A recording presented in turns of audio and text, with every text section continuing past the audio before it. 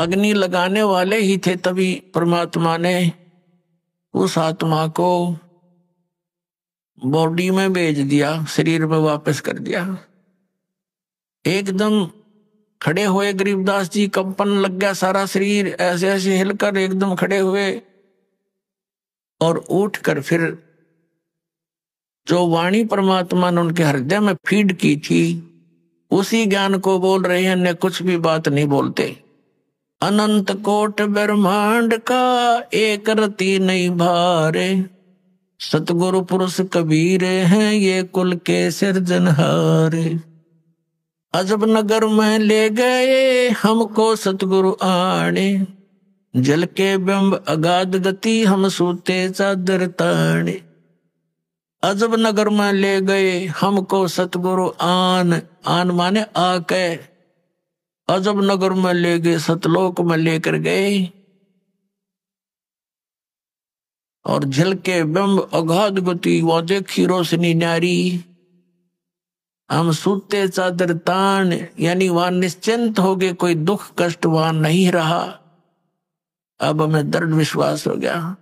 अब ये वाणी बोलने लगे, धर्मराय दरबार में देई कबीर तलाक, मेरे भूले चूके हंस को तू पकड़िए मत कजाक। बोले पुरुष कबीर से धर्मराज कर जोड़े, तुमरे हंस न चंपूंगा मन 2 ही लाख करोड़। कर्म ब्रह्म ब्रह्मांड के मैं पल में करहूं नेस, जिन हमारी 2 ही देई सो करो हमारे पेश। गांव वाले समझ नहीं सके, उन्होंने तो ये आइडिया लगा लिया कि लड़का पागल हो गया। बाबा जी ने जंतर मंत्र का दूध पिला दिया, कुंवारी गाय का दूध ओहो पाक का था। तो घर वालों ने ये सोचा कोई बात नहीं, बच्चा जीवित हो गया, जैसा भी बांगा बोला है भोला भाला जैसा पागल मेंटल पड़ा रहेगा, बेटी अपना इसको देखकर जीवित रह जाएगी ना, ये भी बड़े रो रो के ये सोचकर संतोष कर लिया कि पागल तो हो गया तो कोई बात नहीं, अब लड़की इसके सहारे अपना टाइम पास कर लेगी, ऐसा सोचकर संतुष्टि की। 3 वर्ष हो गए गरीबदास साहिब जी, ना किसी से विशेष बोलते हैं, ना काम को कहते हैं, पता नहीं कहाँ चले जाते हैं, और ये वाणी बोलते रहते, अकेले खड़े होकर बोलने लग जाते हैं, क्योंकि वो देख रहा क्या सतलोक। अब कैसे मन लगे इस गंदे लोक में, पर आदेश भगवान का हो गया। ऐसे 3 वर्ष बीत गए, 13 वर्ष की आयु गरीबदास साहिब जी की हो गई। एक दिन एक दादू पंथी महात्मा जो एक बढ़िया जाति से था, वैश्य कुल से था, और वो दादू पंथ में संत बना हुआ था, वहां से दीक्षित था, बाल बच्चेदार था, उम्र लगभग 60 वर्ष की होगी थी, और घर त्याग के वो वैराग में ही घूम रहता था। अपना उसका नाम था गोपाल दास। अब थोड़ा सा यहाँ क्योंकि प्रसंग ये चला है कि कौन सी विधि है परमात्मा के पाने की, और कौन से वो जाप हैं जो भगवान को पाने के मंत्र हैं, किन किन महापुरुषों को वो मंत्र प्राप्त हुए। तो आदरणीय दादू साहिब जी की भी थोड़ी सी यहाँ वो कथा सुनाएंगे, अमर कथा। आदरणीय दादू साहिब जी, इनका एक तेली के घर जन्म था, और ये जब 7 वर्ष की आयु के थे, बाहर खेल रहे थे बच्चों में, परमात्मा ऐसे ही जिंदा महात्मा के रूप में कबीर साहब इनको आकर मिले, और इनसे भी ऐसे ही ज्ञान दिया। परमात्मा ने ज्ञान सुनाया, और भी कई बच्चे बैठे थे। कबीर परमेश्वर ने क्या किया, अपने करमंडल से एक लोटे से पानी लिया, चलो मैं मुख में, और पान के पत्ते थे वहां पर, पत्ते पान का थे, छोटे छोटे होते पीपल जैसे, उस पान के पत्ते पर वो पानी ऐसे उल्टा मुख से डाल दिया, कुरला मार दिया, और कहा बेटा नाम ले तो दादू, और ये जल पीना पड़ेगा। उसने कहा लाओ महाराज, यूं करके पी गए फटते ही। अब कहते हैं मल अखाड़ा जीतेंगे ये युगन युगन के माल, लख भर सूरा जूझ ही लख भर सामत दे, लख भर यति जहान में तो सतगुरु शरणा ले। गोता मारू स्वर्ग में जा बैठूं पाताल, कह कबीर ढूंढता फिरूं अपने हीरे मोती लाल। अन्य जो बच्चे थे वह सब उठकर भाग गए। इसने तो एक झूठा पानी पी लिया किसी का, इसकी जाति का पता नहीं ऐसा, वो तो गांव में भाग गए। और उधर से उस आत्मा को लेकर परमात्मा सचखंड सतलोक में गए। वो लड़का अचेत हो गया, डेड नहीं हुई बॉडी, और आत्मा परमात्मा साथ लेकर के जैसे गरीबदास साहिब को लेकर गए थे ऐसे ऊपर लेकर गए उनको। ये गरीबदास साहिब जी से काफी पहले हुए थे, 100 वर्ष पहले। तो वहां उधर गांव में पता चला लड़का देर तक नहीं आया, तो जिन बच्चों के साथ खेल रहा था उनको साथ लेकर गए कि कहाँ है वो, कि वहां बैठ के छोड़ आए थे, बैठे को छोड़ कर आए थे एक बाबा जी के पास। इसने उसका जूठा जल पी लिया। तो वहां जाकर देखा वो दादू साहब जी मृत थे, मेरे बड़े नहीं थे, अचेत पड़े थे। अब हाहाकार मच गई, रोने लगे। वैद्य डॉक्टरों को दिखाया, झाड़ फूंक करवाई।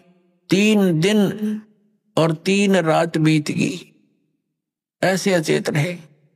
उधर से परमात्मा उस प्यारी आत्मा को अपने गवाह बनाने के लिए ऊपर सतलोक में लेकर गए। और उसी तरह जैसे गरीबदास जी से सारा परिचय कराया था ऐसे कराया। परमात्मा तेजों में शरीर युक्त सतलोक में उस सिंहासन पर विराजमान थे। नीचे से वही साधु संत यानी जिंदा महात्मा के रूप में गए थे ऊपर, उसी तरह चौर करने लगे। फिर वो तेजों में शरीर परमात्मा खड़ा हुआ और नीचे से गए हुए महात्मा परमात्मा जो जिंदा के रूप में थे वो बैठ गए। उसी तरह क्रिया हुई सारी, और चवर वो तेजों में शरीर वाले भगवान करने लगे। दादू जी को यही शंका आई कि भगवान तो ये दिखे था जो तेजों में शरीर वाला है, और ये बाबा जी बैठ गया सिंहासन पर।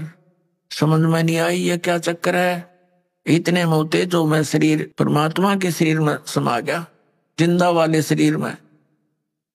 तब परमात्मा ने कहा कि बेटा दादू जा नीचे, तू मेरा नाम कबीर है, मैं काशी में जुल्हा बनकर रहा था। ऐसे गरीबदास जी को बताया था परमात्मा ने कि मैं बेटा वहां भी रहा 120 वर्ष तक, यही ज्ञान मैंने वहां दिया। और गरीबदास जी को तो यहाँ तक कहा था कि उन काल के दूतों ने जो कबीर पंथ में आगे हैं उन्होंने नाश कर दिया है उस ज्ञान का, अब इसको दोबारा करना। दादू साहब जी तो गरीबदास जी जो पहले हुए थे, इनको विशेष ज्ञान नहीं दिया लेकिन अपना परिचय अवश्य दे दिया, क्योंकि उनको मालूम था कि इनको वो ज्ञान दिया तो बीच में इस पंथ में घुसे हुए लोग भी बात बिगाड़ देंगे। तो कहने का भाव ये है कि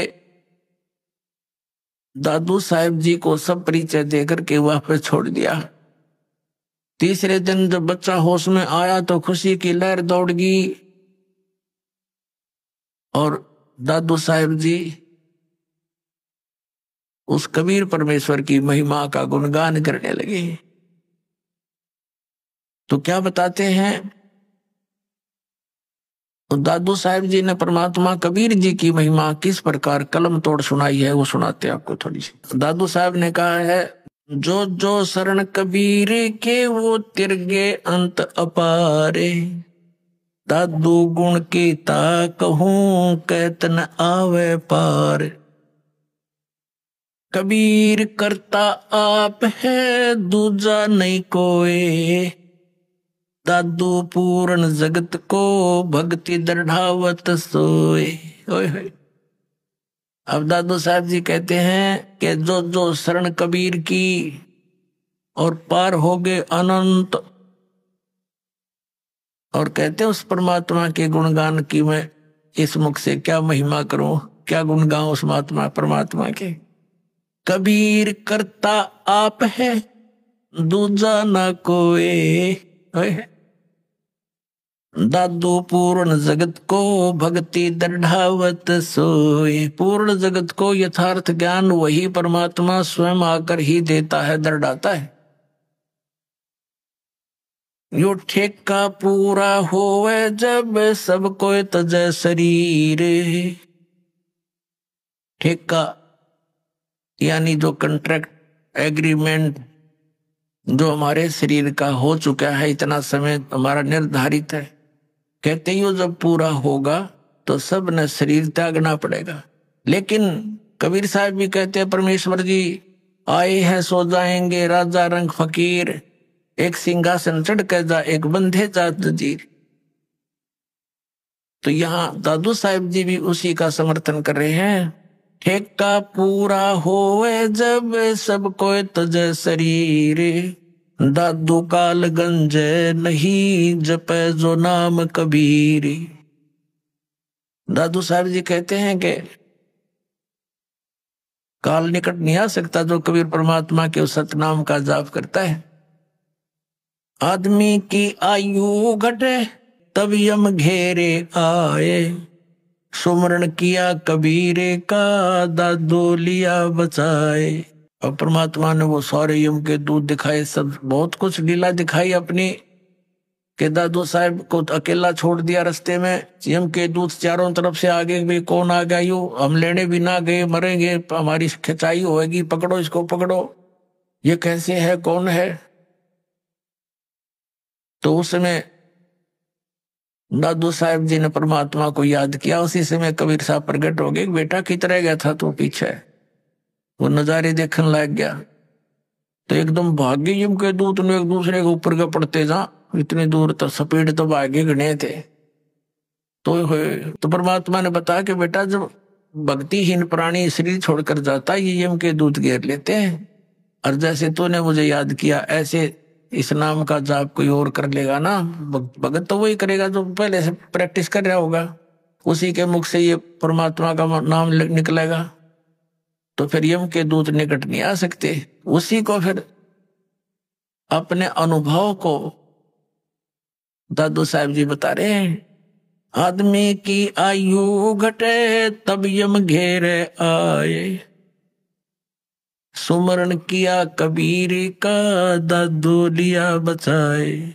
मेट दिया अपराध सब पाप माफ कर दिए मुझदास के। दादू साहब जी कह रहे हैं मेट दिया अपराध सब आए मिले छन माही, दादू संग ले चले वो कबीर चरण की छाही। सेवक देव निज चरण का दादू अपना जाने, बरंगी सत कबीर ने कीन्या आप समाने। अब क्या बता रहे हैं दादू साहब जी कि मेरे सारे अवगुण माफ कर दिए भगवान ने, और एक सेकंड के अंदर मेरे पास उपलब्ध हुए और अपने साथ ले चले बालिक मुझको, और कहते हैं हे दाता मुझे अपने चरणों का, अपने चरण रज का दास समझना। सेवक देव निज चरण का, हे देव हे भगवान हे परमेश्वर, यो सेवक आपके चरणों का नौकर है, धूल है, निज सेवक है, और इसको अपना जान मेरे दाता।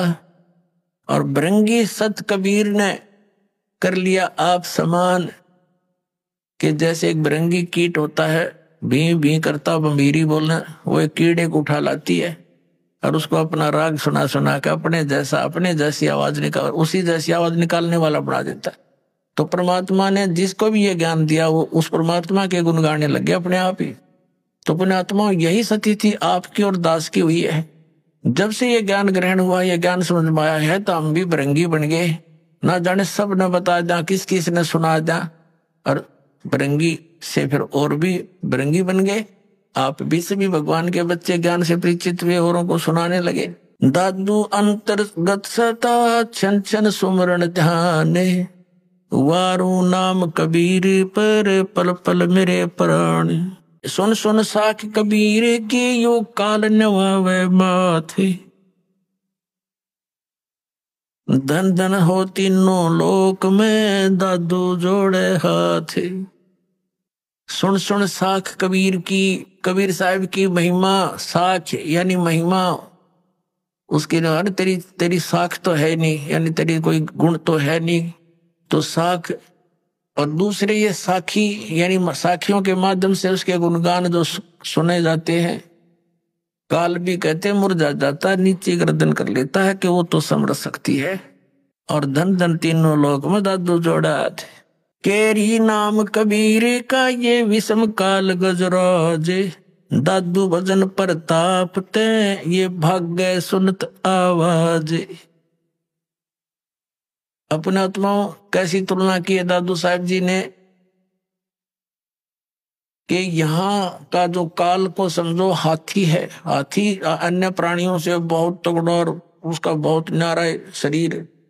ये तो समझो काल, क्योंकि श्रीमद् भगवद गीता अध्याय नंबर 15 के श्लोक नंबर 18 में गीता ज्ञान दाता कहता है कि मैं लोक वेद के अंदर कहे सुने ज्ञान के आधार से मैं पुरुषोत्तम प्रसिद्ध हूं, क्योंकि जो प्राणी मेरे अंतर्गत हैं उनसे मैं उत्तम हूं, श्रेष्ठ हूं, उच्च हूं, तगड़ा हूं। जैसे हाथी उनसे ऊंचा होता है। लेकिन गीता ज्ञान दाता ने यह भी स्पष्ट कर दिया है गीता अध्याय नंबर 15 के श्लोक 16 और 17 में कि सरपुरुष और अक्षर पुरुष ये दो पुरुष हैं, दो प्रभु हैं। ये दोनों नासवान, इनके अंतर्गत जितने प्राणी हुआ भी नासवान। सरपुरुष ये स्वयं है। गीता अध्याय नंबर 15 के श्लोक नंबर 17 में स्पष्ट कर दिया कि उत्तम पुरुष है तो अन्य, जो गीता ज्ञान दाता से अन्य है, वो स्वयं कह रहा है इस बात को, और वही परमात्मा कहा जाता है। यह लोक चरण में अवश्य विवर्ती अवैश्वर, जो तीनों लोकों में प्रवेश करके सबका धारण पोषण करता है, वो है अविनाशी परमात्मा। तो यहाँ 15वें अध्याय के 18वें श्लोक में गीता ज्ञान दाता सिर्फ इतना कह रहा है कि मेरे इस 21 ब्रह्मांड में जितने प्राणी मेरे अंतर्गत हैं उनसे मैं सुप्रीम हूं, बस। लेकिन आई एम नॉट पुरुषोत्तम। पुरुषोत्तम तो बता दिया 15वें अध्याय के 17वें श्लोक में। तो यहाँ कहता है जितने मेरे अंतर्गत जितने प्राणी हैं, वो चाहे स्थूल शरीर में है चाहे वो जीवात्मा है, उनसे मैं उत्तम हूं, इसलिए मैं पुरुषोत्तम प्रसिद्ध हूं लोक वेद में। वास्तविकता तो बता दिया कोई और है। केरी नाम कबीर का और विषम काल गजराज, दादू भजन प्रताप से ये भाग्य सुनत आवाज। क्या बताना चाहे दादू साहब जी ने कि इसने काल को तो समझ लो गजराज, हाथियों का राजा, यानी उनसे सब हाथियों से सबसे तगड़ा वो उनका राजा होता है, ये नियम है। और केरी नाम कबीर का, बब्बर शेर समझ लो कबीर परमात्मा का यो सतनाम। और दादू भजन प्रताप से ये सुनते भाग्य गाज। जैसे हाथी कहीं जंगल में हो और शेर दहाड़ मार दे और वो निकट सी दिखती हो कि आवाज निकट आ लिया, हाथी लीद कर देता है और भाग लेता है, छोड़कर उस स्थान को दूर भागने की चेष्टा करता है। तो क्या बताना चाहेगा दादू साहब जी ने कि ये काल भी कोई छोटा मोटा जानवर नहीं है, कोई छोटी शक्ति नहीं। 1000 भुजा का मालिक है ये, 1000 भुजा का, 1000 कला का। और ब्रह्मा विष्णु महेश जी इसके पुत्र हैं, वह केवल 4 भुजा के हैं। लेकिन उस परमात्मा के सामने जो असंख्य भुजा, असंख्य कला का, असंख्य शक्ति का मालिक है, उसके सामने ये ऐसे भागता है जैसे शेर की दहाड़ सुनकर हाथी लीद करके भाग लेता है। केरी नाम कबीर का विखम काल गजराज, दादू भजन प्रताप ते भाग्य सुनत आवाज। पल एक नाम कबीर का दादू मन चितलाए, हाथी के असवार को स्वान काल नहीं खावे।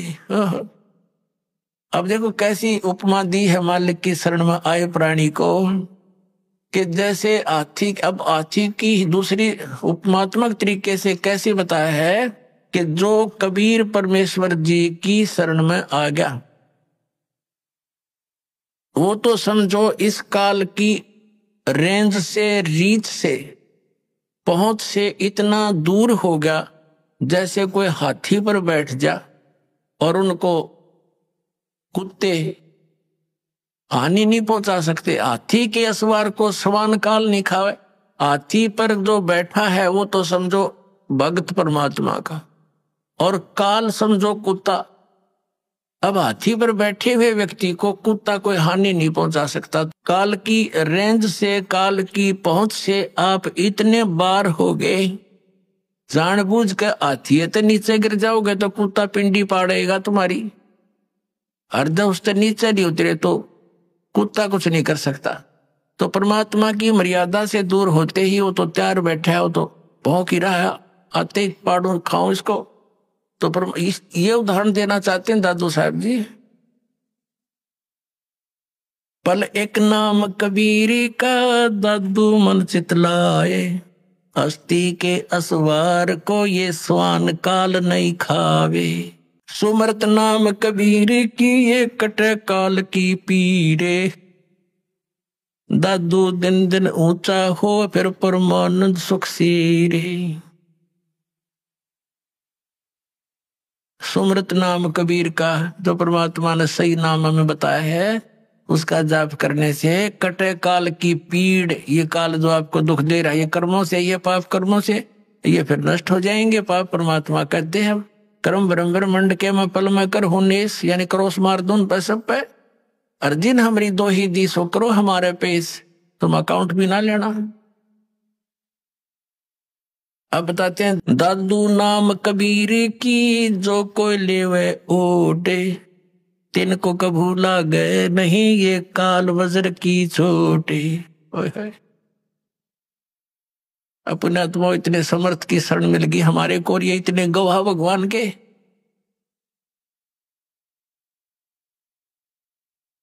कि दादू साहब कह रहे हैं कि कबीर साहब के सच्चे नाम की विधिवत जो ओट ले लेगा, उसकी शरण में आ जाएगा,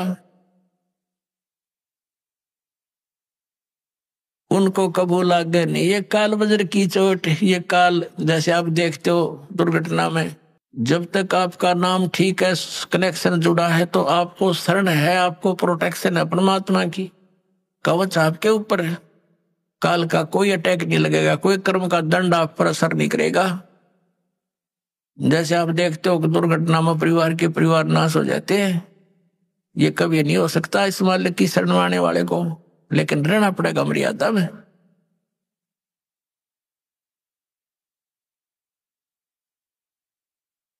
अब देखो कैसी तुलना करते हैं परमात्मा की। दादू नाम कबीर की जय कोई लेवे ओटे, तिनको कबू लागे नहीं ये काल वज्र की चोटे। काल का वज्र, ये परमाणु भी, मिसाइल भी निष्क्रिय हो जाएगी जो काल छोड़ता ऊपर तक। फिर कहते हैं और संत सब कूपे हैं ये कहते जरीता नीर, दादू अगम अपार है दरिया सत्य कबीर। दादू साहब जी कैसी बढ़िया तुलना करते। और संत सब कूप हैं, जैसे छोटे मोटे संत हैं, कोई जिन देवताओं को तुम पूजते हो, ये तो ऐसे समझ लो कोई तो कुएं का जल है, कोई जरीता नीर, कोई छोटा मोटा झरना कुछ क्षेत्र में काम कर रहा है। और दादू अगम अपार है ये दरिया सत कबीर। दरिया परमात्मा को तो दरिया जानो, और दरियाओं में भी उत्तम जल वाली दरिया, वो कभी उसका जल समाप्त ही नहीं होता। और अन्य जो छोटे मोटे चमत्कार अन्य भी बता देते हैं, वहां से मुझे ये लाभ हो गया, वहां से ये लाभ हो गया। कहते और संत सब कूप हैं, कुएं हैं, वो केवल जल ही ग्रहण करा सकते हैं, खेत सिंचाई में काम नहीं दे सकते। फिर पानी से काम चले, खेती भी करनी पड़ेगी उसको उसकी भी आवश्यकता पूर्ति हो, तभी जीवन पूरा सफल हो। तो यहाँ कहते हैं और संत सब कूप हैं, कहते जरीता नीर, झरने से है छोटे मोटे काम चला रहे हैं। और दादू अगम अपार है यह दरिया सत कबीर, यानी यहाँ भी आपने सुखी रखेगा जैसा यहाँ का सुख है, और फिर सतलोक लेके जाएगा, सारे काम सारेगा।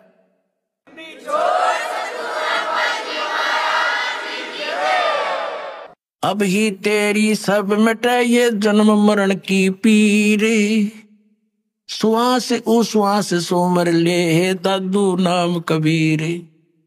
अभी तेरे सारे झंझट मिट जाएंगे इस श्वास उश्वास से। उस परमात्मा का ज्ञान पूरे संत से प्राप्त करके सुमन कर ले।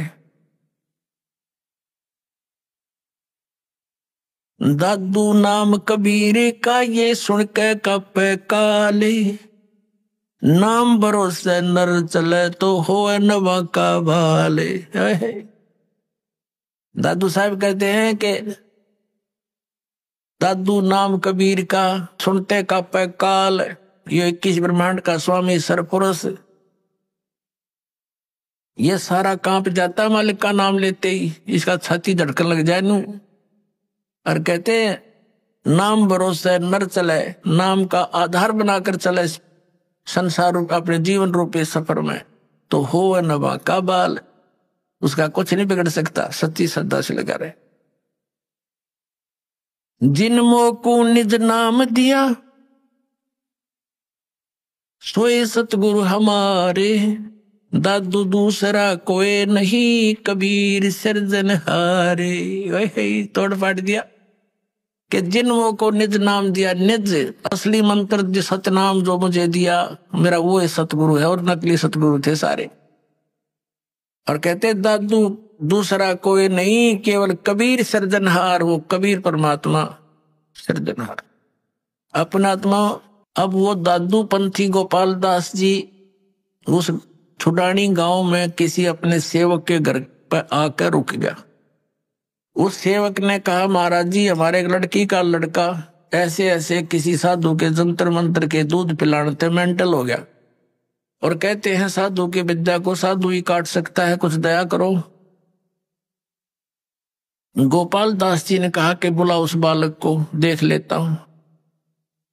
अब वो सेवक जो व्यक्ति था उस गांव का गया उस गरीबदास साहिब जी के नाना जी के पास कि भाई ऐसे ऐसे अपना एक मेरे पास एक संत आता है, लड़की के लड़के को उसको दिखा लेते हैं। वो कहता मैं ठीक कर दूंगा इसने।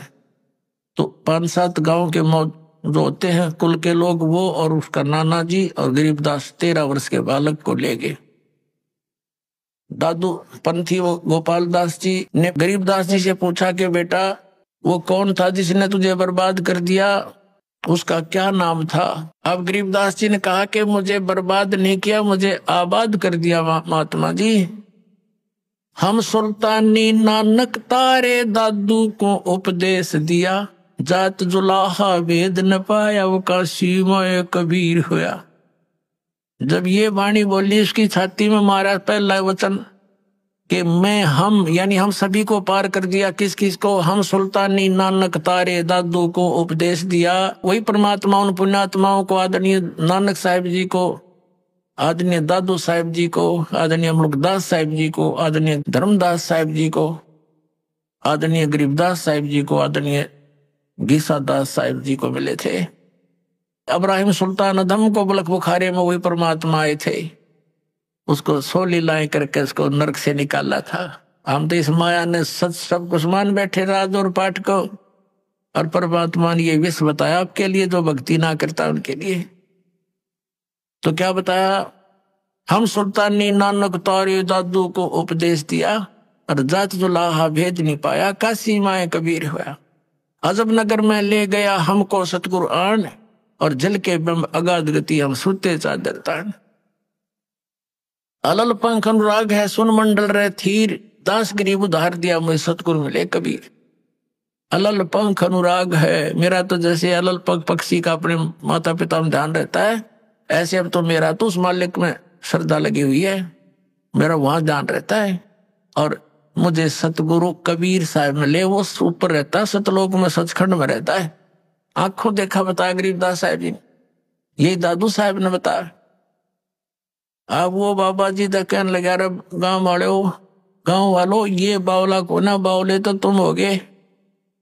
ये तो अमृतवाणी बोल रहा है, निज स्थान के निज वचन बोल रहा है, सत परमात्मा की अमर वचन। उस 60 साल के महात्मा ने 13 साल के बच्चे के सामने, बच्चे के आगे हाथ जोड़ के कहा कि महाराज यह वाणी लिखवा दो, कलयुग में काम आवेगी। गरीबदास जी उठ के चल पड़े और वो महात्मा पीछे पीछे, वो तो परिचित थे कि वे संत परमात्मा ना जाने किस पे कृपा कर दे और के अमृत ज्ञान दे दे। उसके पीछे पीछे महाराज लिखवा दो। तीसरे दिन गरीबदास जी ने कहा कि यदि पूरा लिखे गोपाल दास, बीच में छोड़ कर ना भागना। अगर नहीं जी मैं कति फरी हो रहा हूँ गाँव से, घर से, बाल बच्चों का विवाह हो लिया, 60-61 साल की उम्र मेरी होगी, और जब तक से सारी उम्र लिखवा दो जाता साथ रहूंगा। उनके ऊपर गरीबदास साहिब जी का अपना ही एक जंडी का पेड़ था, एक बेरी का बाग था, उसके अंदर एक जंडी का घनी छाया वाला वृक्ष था, उसके नीचे बैठ कर लागे लेखन गर्मियों से स्टार्ट किया था। फिर जैसे जैसे समय आता रहा 6 महीने तक लिखते रहे। गरीबदास साहब जी बोल रहे थे और दादूपंथी गोपाल दास लिख रहा था। वो अमृतवाणी, वो अमर इतिहास, वो सूक्ष्म वेद का स्वच्छ रूप गरीबदास साहब जी के माध्यम से कबीर परमात्मा ने वो फिर से प्रकट करवाया, जो दास आपको सुनाता है। बोलो सतगुरुदेव।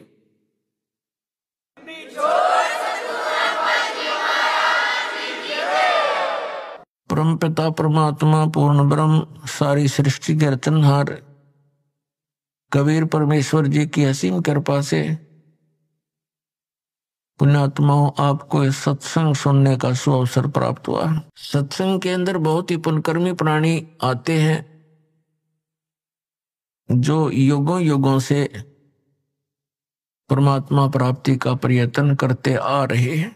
आप जी सुन रहे थे कि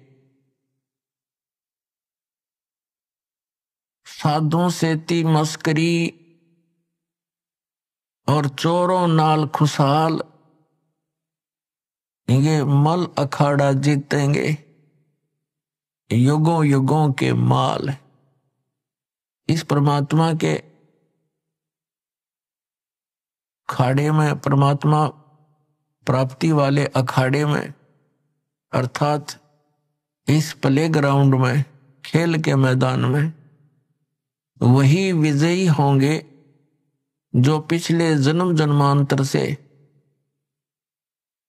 परमात्मा की एक्सरसाइज करते हुए आ रहे हैं और भक्ति धन संग्रहित करके उनके अंदर परमात्मा की आस्था शेष है।